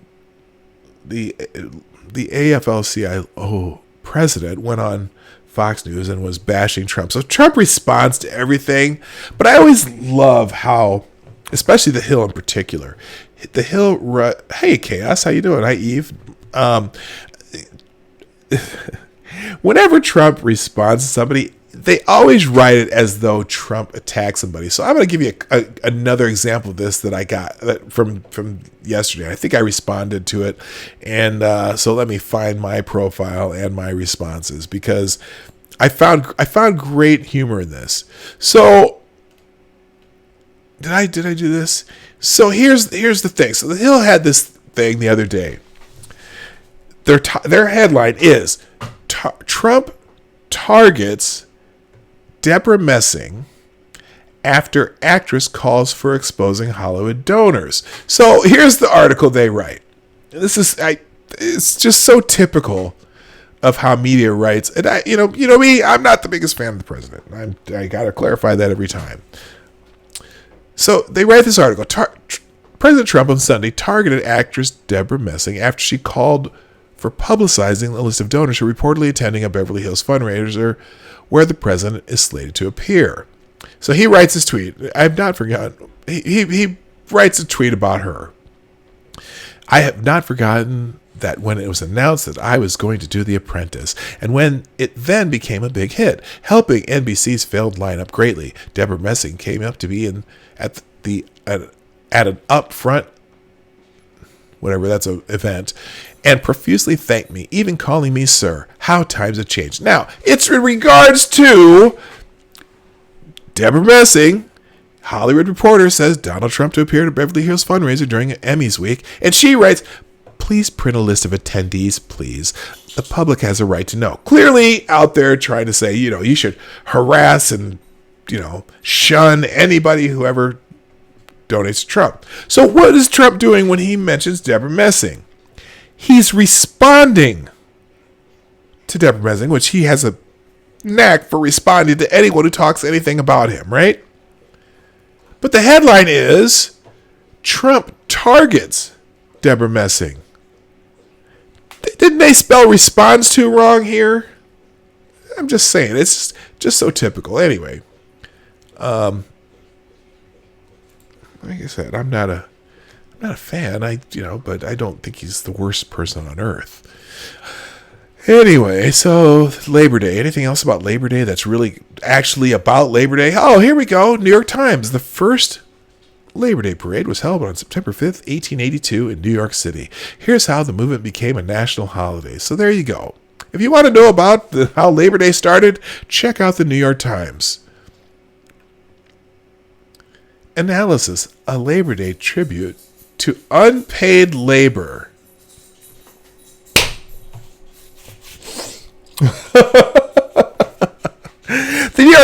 The Washington Post, sometimes known as the Washington Compost. How do you calculate the value of a stay-at-home parent? Maybe the idea misses the point completely. A stay-at-home parent usually makes a decision with the other parent and the parent determining how they're going to raise their children. So is it really unpaid labor, or is it a choice that people make about how to raise their children? I know that not everyone are able to, but if I were, you know what? Actually, you'd be shocked at how probably more people would be able to than they currently do now if we didn't necessarily value all these little gadgets and everything that we have to have and everything we can't wait to put off till later and everything that we need to everyone, I think, look, there are ways to do it. There are ways to live life in a responsible manner that allows you to do things that you probably don't think you could do, right? Like, imagine, to say that people couldn't do it, you have to have two incomes. Sometimes living within your means too. What did I say? I saw a really great tweet the other day that if, let's say on an A through F scale, if you were a C or C plus at investing, a C or C plus at e-commerce, a C or C plus at real estate, and a B at living within your means, you would be probably wealthier than a majority of everyone in your family. If people were just a B at living within their means and then a C at everything else, your wealth would grow, right? That's all it is. You don't have to be perfect at it, but for some reason, and granted, it's marketing. The marketing of the Visas and MasterCards and all that stuff, because you can get it now because you can put it with your MasterCard and pay it off later, whatever.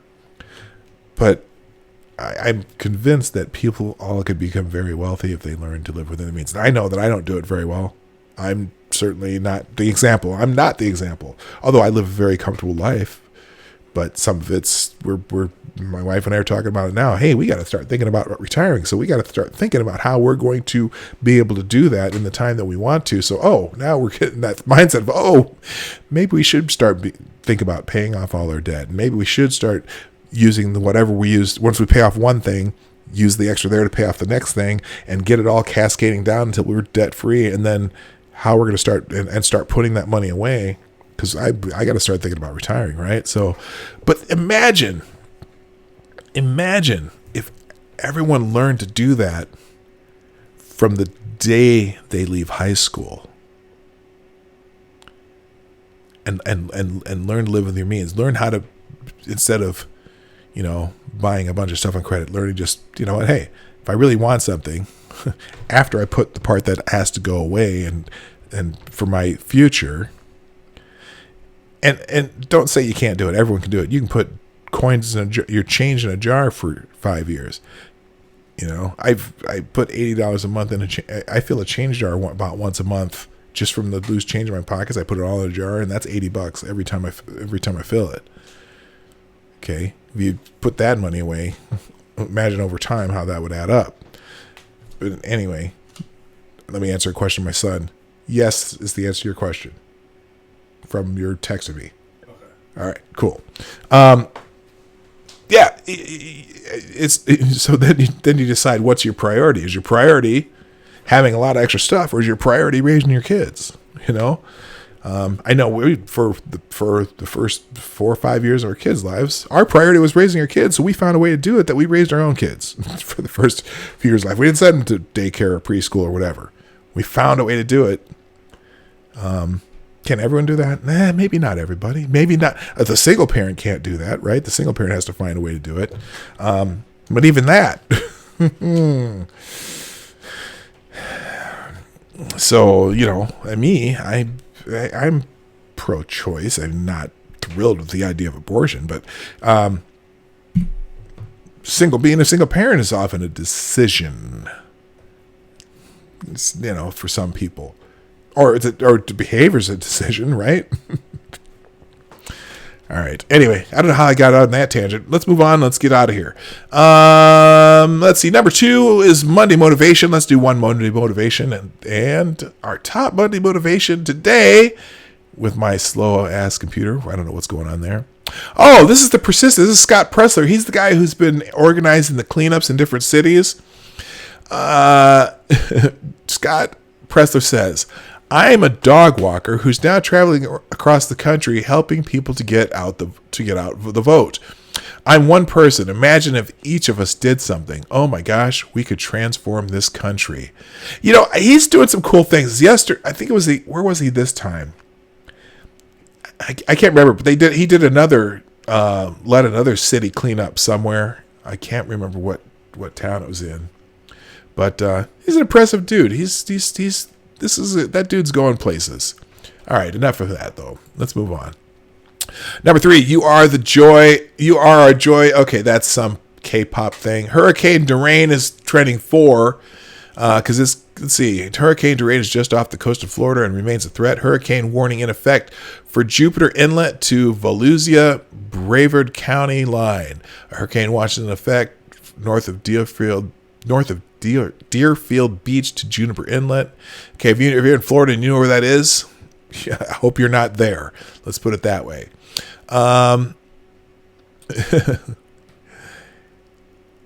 This shit is scary. I have a bad feeling the turn is not happening soon enough. Florida for the last 2 days trying to see Dorian turn. Yeah, it hasn't turned yet. They're expecting it to happen. I don't know. I would say just get the hell out of the way if you're in that area. All right, moving on. Number 5, Monday Thoughts. We're going to skip. Santa Cruz Island. Rescue operation is underway after more than 30 people involved in a boat incident in California. Oh, wow. I haven't seen this one. A boat on fire. Wow. That's crazy.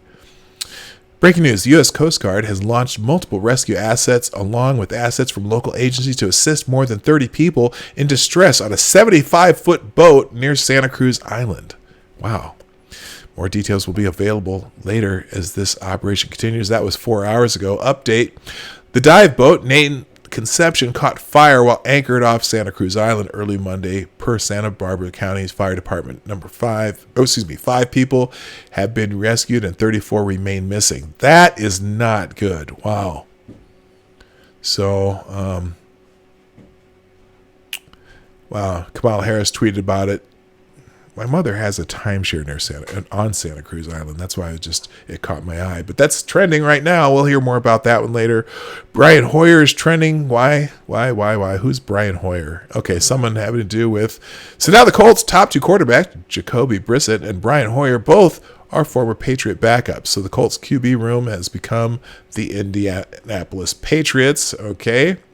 Apparently he's going to be the second quarterback they picked up. Holy ground Taylor Swift pulls up her. Okay, I don't care about Taylor Swift. Something about Taylor Swift and Holy Ground. Pat Riley is trending. The former Lakers coach, former Dwayne Wade, getting down with Pat Riley on a yacht in San Tropez. Oh, dressed like pirates or something. Okay, this is funny. I'm finding good humor in this. It's Pat Riley and Dwayne Wade. Okay, that's some funny stuff right there. Anyway, I'm gonna move on. Also, former coach of the Miami Heat. I think he's the general manager of the Heat now. More happy Labor Day. Goods and Keel hair. Don't know. Vincent Taylor on Labor Day. 31. Oh, jeez. 31-year-old man was shot in the shoulder while walking along the street in South Baltimore on Labor Day. So the on Labor Day tweets are probably going to be a whole mishmash of stuff, things that are happening. Ilhan Omar. Oh, again, our congressperson from the 5th District in our great state. On Labor Day, we must fight for an economy that works for all of us, not just the wealthy few. Whenever someone types this out, do they pay attention to what's happening in our economy at all? Did she realize that for the first time in more than a decade, real wages are rising in the United States? Does that give you an economy that's works for all of us, as she says here, and not just the wealthy few? If wages are, and she's saying, okay, this starts with all workers earning a living wage of at least $15 an hour. Where? National minimum wage laws make no sense whatsoever, at least in my mind, because in different parts of the country, the markets are different. So in San Francisco, when we were in San Francisco this summer, went by a fast food restaurant that the sign was, "We're hiring." $18 an hour. A fast food restaurant on Fisherman Wharf, In-N-Out Burger. They were hiring for $18 an hour. What, the minimum wage at $15 doesn't make sense in San Francisco. New York City, they already have a $15 minimum wage. Seattle, they already have the $15 minimum wage. Fast food places here are hiring high school kids for $13, $14 an hour. So because that's the market where it is. They can't get people to work. The wages are rising. Wages are rising in the United States right now. What is that? I don't understand. And yes, are there people working for less than that? Yeah. How long do people work for minimum wage? Not very long. What kind of jobs do people do for minimum wage? Usually entry-level jobs for teens or unskilled people.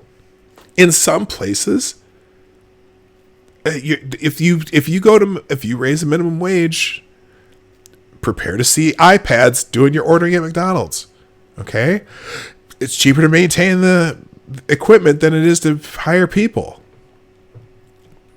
It's just silly.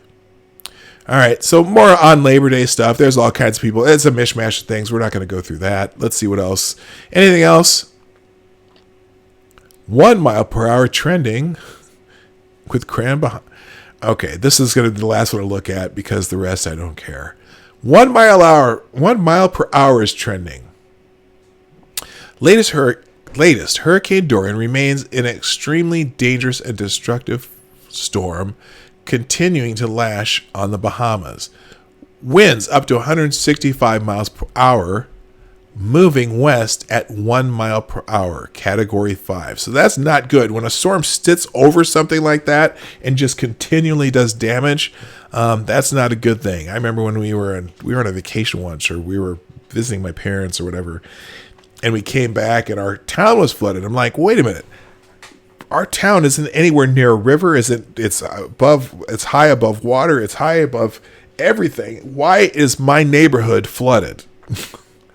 Well, what happened is a thunderstorm came through, and it got stuck in one position over our neighborhood.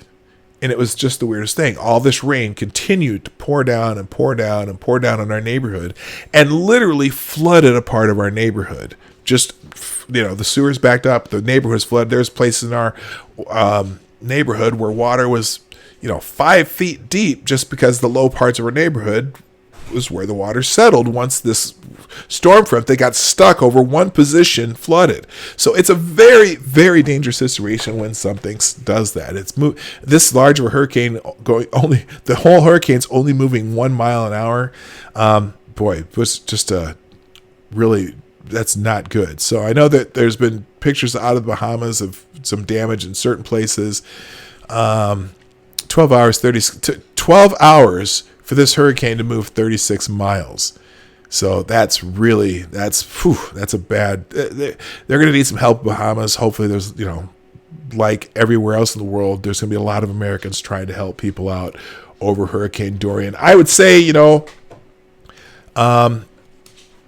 just make sure that you give, if you're going to give and try to help people that this affects, make sure you, just do at least a minimal amount of research. Make sure it's going to organizations that are actually going to help people. For example, avoid the Clinton Foundation. I had to get that in there, didn't I? Anyway, it is time for me to go, people. I'm way past my bedtime. Okay, not really, but on Labor Day I don't have to be anywhere. I can go longer, but I'm creeping into blind presses time, so I think it's important that I try to not step on the feet of other creators that I appreciate. And I definitely, if you happen to ever watch Blind Press, she does a nice job over on her channel, and I'm actually going to put her. I'll put her link in the description if she's broadcasting today. Oh, wait a minute. Maybe she's not. Oh, that could be. Maybe they're taking the day off. I didn't think Canadians celebrated our Labor Day, but I don't see her on my feed here, so never mind. I won't put that link in the description. But anyway, that's all for today. I really appreciate you all being here. I hope you had fun. If you haven't done so already, or you're watching this on the back end when it's not live, go ahead and hit that share button right down there. Hit the like button down here. If you ever want to do super chats or donations to the channel, you can do that through the Streamlabs links. That's in the description down below. Thank you so much for being here.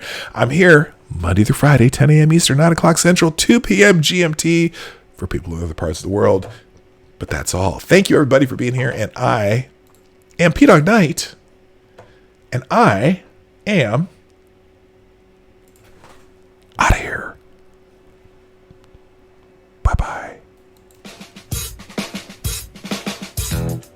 Hey, this is Dawg Knight, and I want to thank you for joining me today on the Dawg Knight channel. Before you go, if you like what you saw and you're not already subscribed, please make sure that you hit the subscribe button down below, and definitely click that bell that pops up afterwards so you'll be notified when I post new videos or when we go live. I broadcast my live show, The Morning Night Live, Monday through Friday, 10 a.m. Eastern, 9 o'clock Central, and 2 p.m. GMT. A special thanks to all supporters of this channel who share our videos on social media and who make donations through our Streamlabs link in the description below. Thanks again, and until next time, I am Dawg Knight, and I'm out of here.